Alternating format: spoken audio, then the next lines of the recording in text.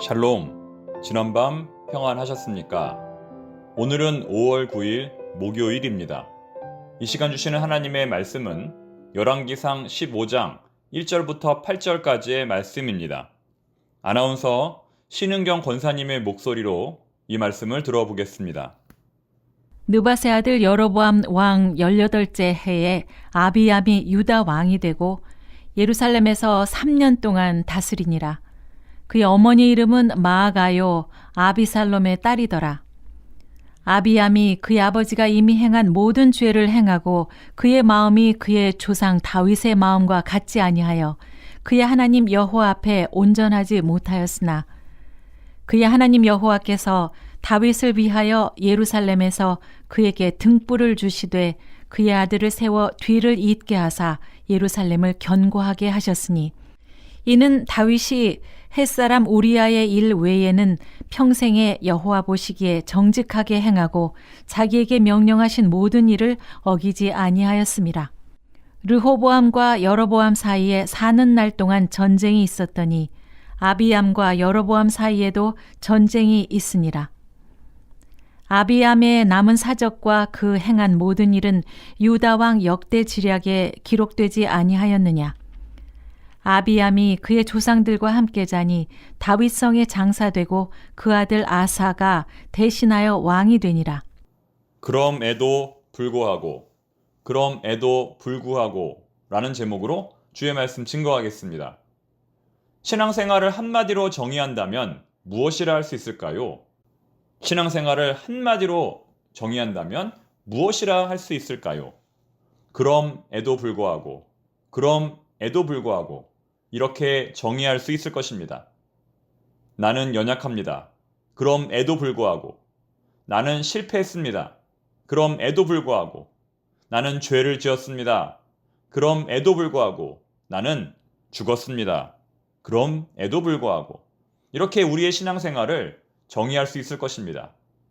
즉, 하나님의 은혜는 우리의 부족함과 실패와 연약함에도 불구하고 우리에게 임한다는 것입니다. 그래서 영어 성경으로 오늘의 본문 4절 말씀을 보시면 그러나가 아니라 그럼에도 불구하고로 시작합니다.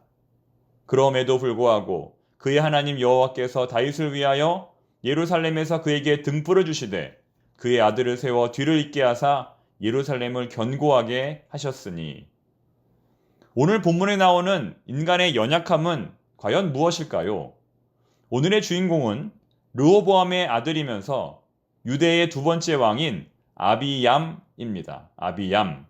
아비얌이라는 이름의 뜻은 나의 아버지는 얌이라는 뜻인데 학자들은 이 이름을 해석하는데 큰 어려움을 겪습니다. 왜냐하면 역대기에서는 아비얌이 아니라 아비야라고 등장하기 때문입니다. 맨 끝말이 얌이냐 야냐에 따라 그 뜻이 완전히 달라질 수도 있다는 것입니다. 얌은 우상, 곧 바다의 신을, 야는 여호와 하나님을 상징하기 때문입니다. 다시 말해 아비얌은 나의 아버지는 바다의 신이라는 뜻으로 우상 숭배를 한다는 것이고, 아비야는 나의 아버지는 여호와 하나님이라는 뜻으로 하나님만 섬긴다는 것입니다. 과연 본문의 아비얌은 이 두 가지 중에서 어떤 인물이었을까요? 우상을 섬기는 사람이었을까요? 하나님을 섬기는 사람이었을까요? 안타깝게도 그는 우상, 곧 나의 아버지는 바다의 신이라는 뜻에 더 합당한 인물이었습니다.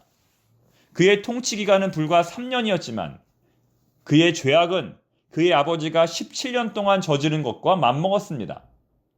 르호보암이 17년 동안 지은 죄의 양과 아비암이 3년 동안 지은 죄의 양이 같았다는 것입니다.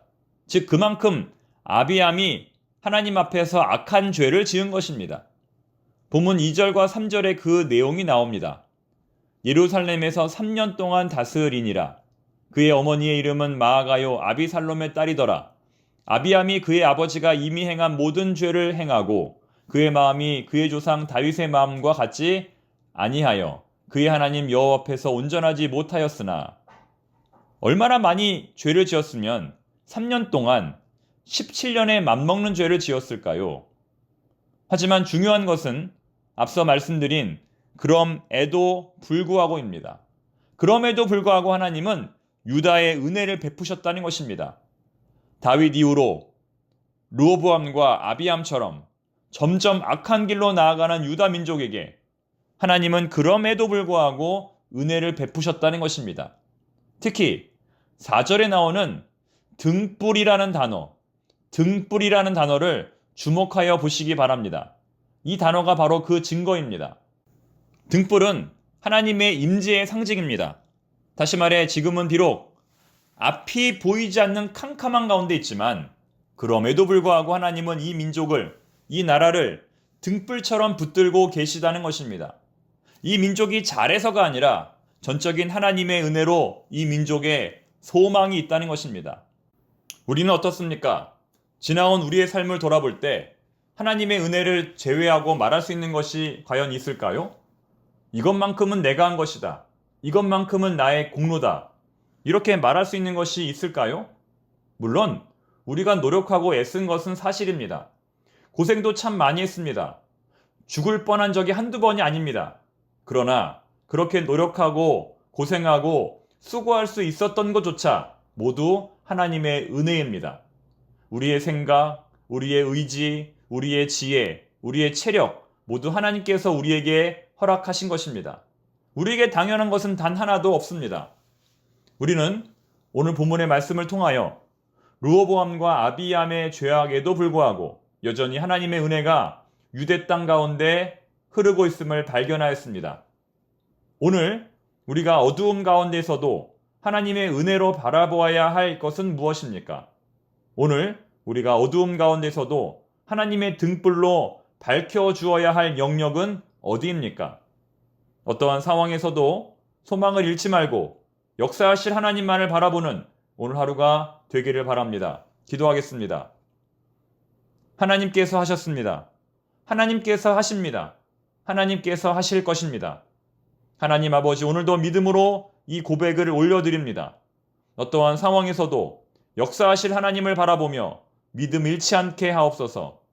그럼에도 불구하고 하나님께서 이루실 것을 확신합니다.